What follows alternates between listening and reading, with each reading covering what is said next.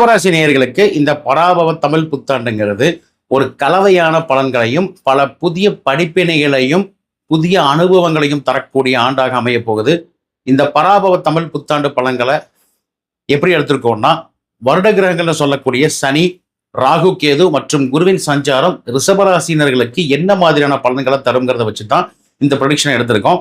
அந்த வகையில உங்க ராசிநாதனான சுக்கிரன் பலமாக இருக்கிறதால ஆடம்பர பொருட்களின் சேர்க்கையும் வசதி வாய்ப்புகளும் இந்த காலகட்டத்தில் பெருகும் என்பதுல மாற்று கருத்து இல்லை.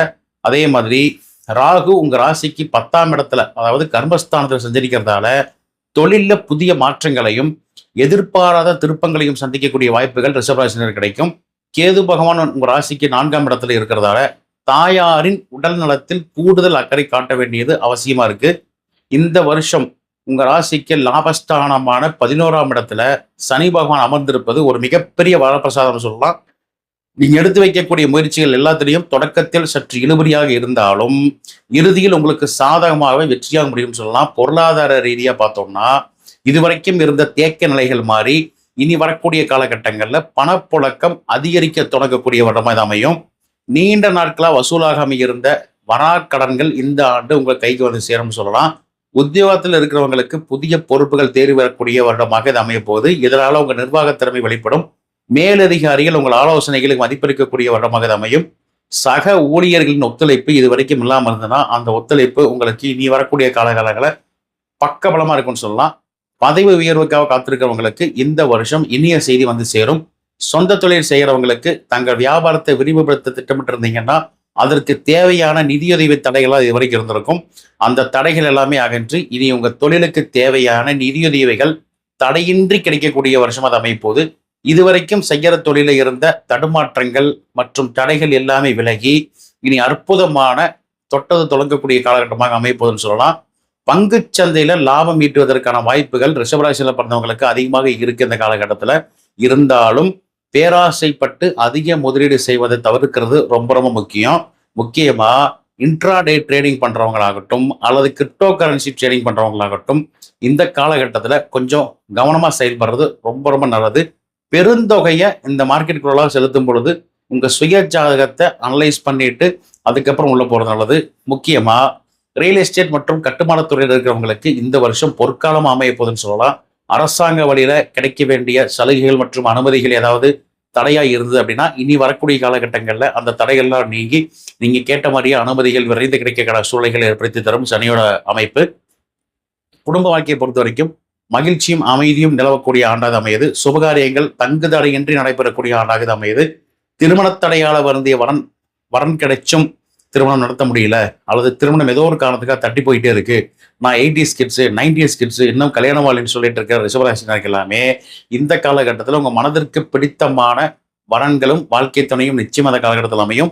இதுவரைக்கும் கணவன் மனைவியிடையே இருந்த கருத்து வேறுபாடுகள்லாம் மறைஞ்சு கணவன் மனைவிக்கிடையே அந்யோன்யம் அதிகரிக்கக்கூடிய காலகட்டமாக இந்த காலகட்டம் அமையும். ஒருவருக்கு ஒருவர் விட்டு கொடுத்து செல்றது உங்க பிணைப்பை வந்து இன்னும் பலப்படுத்தும் சொல்லலாம். குழந்தைகளின் வளர்ச்சியில அதிக அக்கறை காட்டக்கூடிய ராசியா ரிஷபராசினர் வருவீங்க.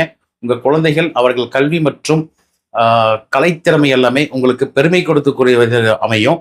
நீண்ட தூர பயணங்கள் அல்லது வெளிநாட்டு பயணங்கள் மேற்கொள்வதன் மூலியமாக ஒரு புதிய சூழல் உருவாகும். எப்படின்னா புதிய தொழில் வாய்ப்புகள் கிடைக்கிறது அல்லது வெளிநாடு சார்ந்த தொழில வந்து ஷைன் பண்றது, இது எல்லாமே இந்த காலகட்டத்தில் ஏதோ ஒரு வகையில் உங்களுக்கு ஹெல்ப்ஃபுல்லா இருக்கும்.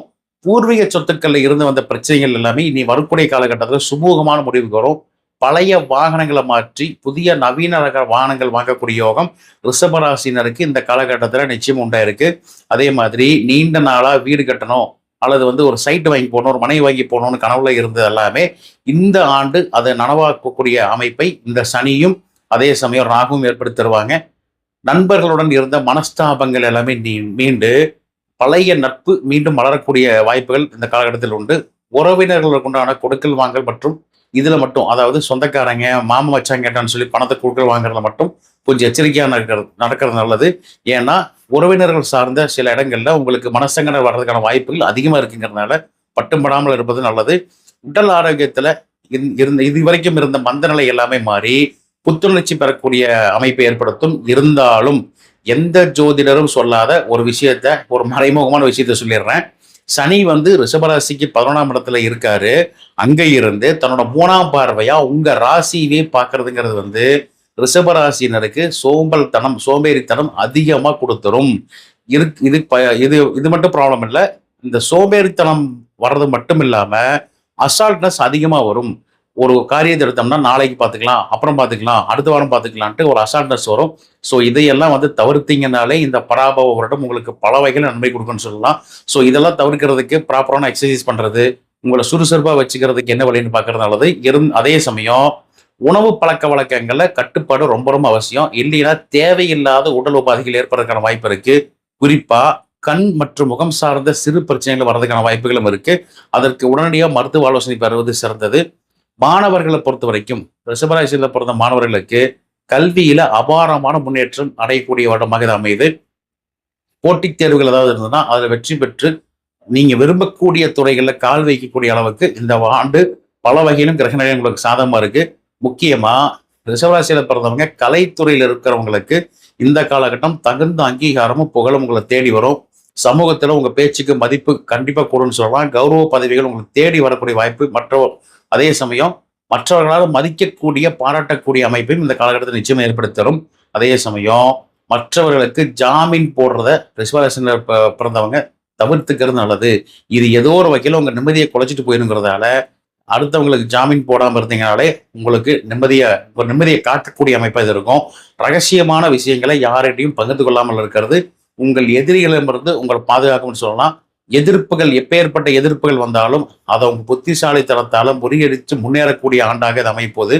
முக்கியமா ஆன்மீக பயணங்கள் உங்க மனதிற்கு பெரிய நிம்மதியையும் தெளிவையும் கொடுக்கக்கூடிய வருஷம் அமைது. குலதெய்வ வழிபாடு மற்றும் பித்திரு வழிபாடுகளை சரியா செய்கிறது உங்க குடும்பத்திற்கு ஒரு பாதுகாப்பா இருக்கும்னு சொல்லலாம்.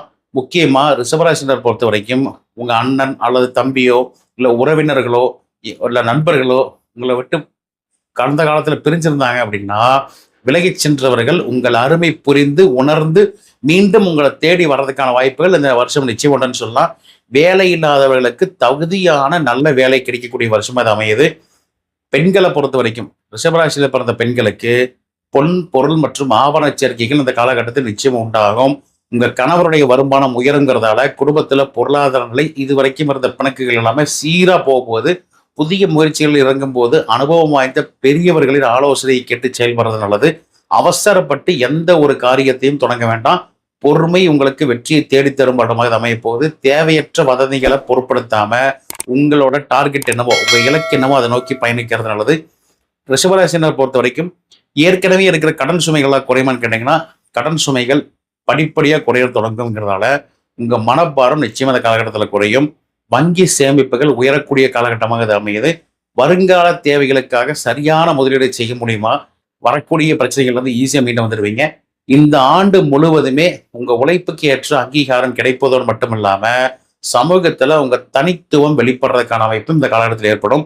நம்பிக்கையுடனும் நேர்மையுடனும் செயல்பட்டீங்கனாலே இந்த பராபவ ஆண்டு ரிஷபராசினருக்கு ஒரு மிகப்பெரிய திருப்புமுனை ஏற்படுத்தக்கூடிய ஆண்டாமையும். இந்த ஆண்டின் நற்பலன்கள் இன்னும் அதிகரிக்கிறதுக்கும் தடைகள் நீங்கிறதுக்கும் வெள்ளிக்கிழமை தோறும் மகாலட்சுமி வழிபாடு செய்யறது சிறந்தது. மிக முக்கியமா ரிஷபராசினருக்கு பரிகாரத்துக்கு போறதுக்கு முன்னாடி இன்னொரு விஷயத்தை தெளிவா சொல்லிடுறேன். லாபஸ்தானத்துல அதாவது 11ஆம் இடத்துல இருக்கக்கூடிய சனி உங்க ராசியவே பார்க்கறதால நம்ம ஏற்கனவே சொன்னதுதான் சோம்பேறித்தனம் அசால்ட்னஸ் ரொம்ப அதிகமாக இருக்கும். அதுல கேர்ஃபுல்லா இருங்க. இதை மறுபடியும் ரிப்பீட்டடா கேளுங்க. இந்த வீடியோ முழுமையா பார்த்துருந்தீங்கன்னா உங்களுக்கு தெரிஞ்சிருக்கும். ஸோ எந்த ஒரு விஷயத்திலையும் நாளைக்கு பார்த்துக்கலாம்னு தள்ளி போடாதீங்க. எடுத்தோம் கவுத்தோன்னு ஸ்பீடாகவும் செய்யாதீங்க. பொறுமையா அந்த விஷயத்தை எந்தெந்த நேரத்தில் எது செய்யணுமோ அதை செய்யுங்க. முக்கியமா 11ஆம் இடத்துல சனி இருக்கிறதால கம்ஃபர்ட் ஜோன் அதிகமாக கிடைக்கும். ஸோ ஒரு சிலருக்கு ரிஷபராசியில் பிறந்தவங்களுக்கு ஒரு சிலருக்கு இந்த வருஷம் வெயிட் கூடுறதுக்கான வாய்ப்புகளும் இருக்கு. ஸோ ப்ராப்பரான எக்ஸசைஸ் கம்பல்சரி மஸ்ட்டுங்க. ஏதோ ஒரு வகையில உங்களை சுறுசுறுப்பாக வச்சுக்கிறதுக்கான சூழ்நிலைகளை நீங்களே உருவாக்கிங்க. மேலும் இந்த வருஷத்தோட நற்பலன்கள் மேலும் நல்லபடியாக கிடைக்கிறதுக்கு வெள்ளிக்கிழமை தோறும் மகாலட்சுமி வழிபாடு செய்கிறது சிறந்த பலனா இருக்கும். உங்க வீட்டு பக்கத்தில் இருக்கிற அம்மன் கோயிலுக்கு சென்று நெய் தீபம் ஏற்றி வழிபடுவதும், அதே சமயம் வியாழக்கிழமை தோறும் பசுமாட்டிற்கு அகத்திக்கீரை அல்லது வாழைப்பழம் வழங்குவதும் உங்களுக்கு ஏற்படக்கூடிய தோஷங்களை நீக்க உதவும். ஏழை எளிய பெண்களுக்கு மங்கள பொருட்கள் அல்லது உங்களால் முடிந்த உதவிகளை செய்கிறது உங்க கர்ம வினைகளை குறைச்சு சுபிட்சத்தை தரணும்னு சொல்லலாம். ஸோ ரிஷபராசினரை பொறுத்த வரைக்கும் இதெல்லாம் எதுவுமே செய்ய முடியாதுன்னு சொல்றவங்க தினமும் ஏதோ ஒரு வகையில லலிதா சகசரநாமம் அல்லது விஷ்ணு சகசரநாமம் ஏதோ ஒரு வகையில ஒரு ஃபோன்லயாச்சும் போட்டு கேட்டே இருங்க. ஸோ உங்க இது கேட்டிருக்கிறது மூலியமா உங்களை சுத்தி ஒரு பாசிட்டிவ் வைப்ஸ் உங்களுக்கு நீங்களே உணர முடியும். ஸோ அதன் மூலியமாக இந்த வருடம் லாபஸ்தானத்துல சனி இருக்கார், 10ஆம் இடத்துல ராகு இருக்கார். ஸோ எந்த வகையில பார்த்தாலும் உங்களுக்கு சாதகமாக தான் இருக்கு. ஸோ இந்த காலகட்டத்தை நல்லபடியாக யூஸ் பண்ணிக்கிங்க. பொறுமை ரொம்ப ரொம்ப அவசியம். ஸோ ரிஷபராசினரை பொறுத்த வரைக்கும் இந்த பராபவ தமிழ் புத்தாண்டுங்கிறது பல வகையிலையும் உங்களை முன்னேற்றக்கூடிய வருடமாக அமையணும் நானும் இறைவன் வேண்டிக்கிறேன். இந்த வீடியோ பிடிச்சிருந்தா லைக் பண்ணுங்க, ஃப்ரெண்ட்ஸ் கூட ஷேர் பண்ணுங்க. மறக்காம நம்ம ஸ்ரீவாரி ஜோதிடம் சேனலை சப்ஸ்கிரைப் பண்ணுங்க. நன்றி, வணக்கம்.